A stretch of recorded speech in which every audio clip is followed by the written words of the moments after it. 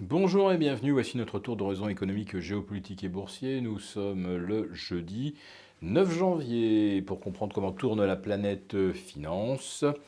C'est sur la bourse au quotidien et nulle part ailleurs. Et l'épisode du jour s'intitulera On fait péter des trucs et on se retrouve à la buvette. Euh, allez, c'est presque l'esprit de l'intervention de Donald Trump hier, une adresse à la nation, après le bombardement de bases aériennes à coups de missiles par l'Iran. Bon, la réponse officielle des États-Unis, c'est qu'il n'y a pas de victimes, même pas mal, juste un petit peu de poussière. Ils ont fait péter des trucs, ils sont contents. On en reste là, on passe à autre chose. Je ne sais pas si M. Trump est entouré de gens qui ont déjà séjourné un petit peu au Proche-Orient, qui connaissent un petit peu l'état d'esprit des Iraniens, mais imaginez qu'ils vont se contenter d'avoir balancé 2-3 missiles et qu'ils vont s'estimer quittes de la mort de Qassem Soleimani, c'est véritablement se faire des illusions. Mais le marché, lui, il adore avoir des raisons de voir l'avenir avec optimisme. Pour le marché, eh bien, M. Trump a décidé de faire la paix, en quelque sorte, tout en renforçant les sanctions économiques. Des sanctions telles qu'aucun pays dans le monde n'en a jamais connues. Je ne saurais comparer cela à autre chose qu'à un siège d'une ville au Moyen Âge. On ne voit pas très bien ce que l'Iran avait fait aux États-Unis pour mériter de telles sanctions, alors que Kim Jong-un, lui, a annoncé que les essais nucléaires vont reprendre en Corée du Nord. Donc l'asphyxie financière et délibérée de l'Iran va se poursuivre. Les Iraniens considèrent cela véritablement comme un acte de guerre.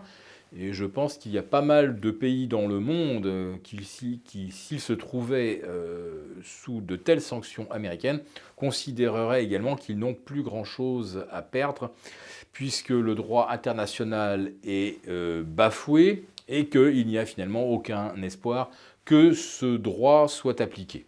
C'est exactement d'ailleurs ce que M. Carlos Ghosn a expliqué hier lors d'une conférence de presse de plus de 2 heures.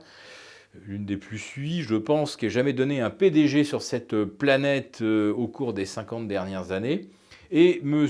Ghosn a expliqué qu'il avait quitté, entre guillemets, le Japon, qu'il avait fui une injustice, parce qu'il était à peu près certain qu'il n'y avait aucune chance que la justice japonaise soit impartiale, qu'il n'y avait aucune chance qu'il ne soit pas condamné, même s'il n'y avait aucune preuve à son encontre.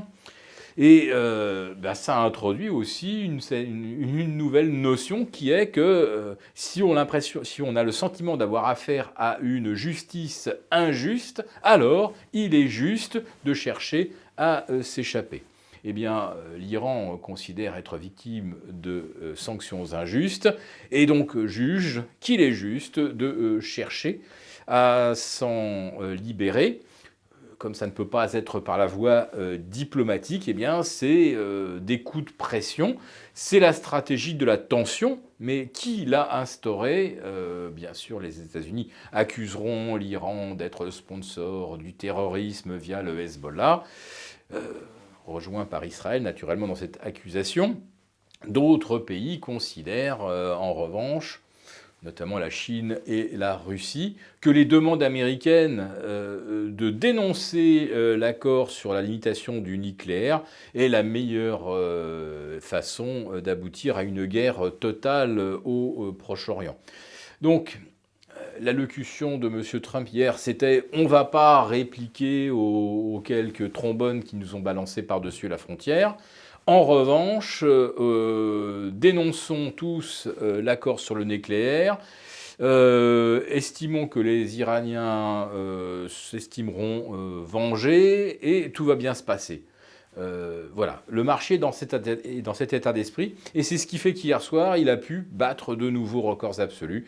Le S&P en séance se hissant au-delà des 3260, le Nasdaq franchissant les 9150 et établissant un nouveau record absolu de clôture.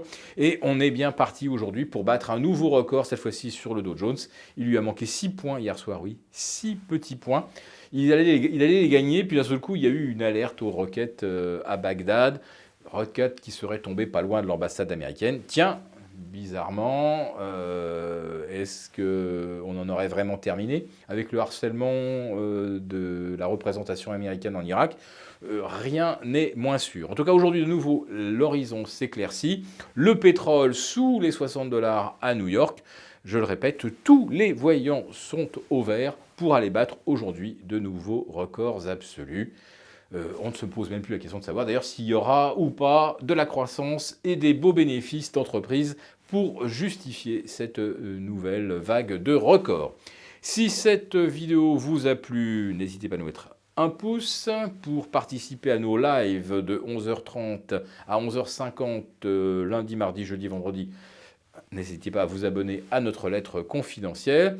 Et puis, j'aurai le plaisir de retrouver ceux qui se sont inscrits pour la conférence de l'école de guerre intitulée « Les cigales se régalent, les fourmis sont punies ». C'est moi qui incarnerai une cigale survoltée. Et Pierre Sabatier incarnera une fourmi sereine et cartésienne. Et nous verrons comment ce couple a façonné en fait l'évolution des marchés et des taux depuis 40 ans.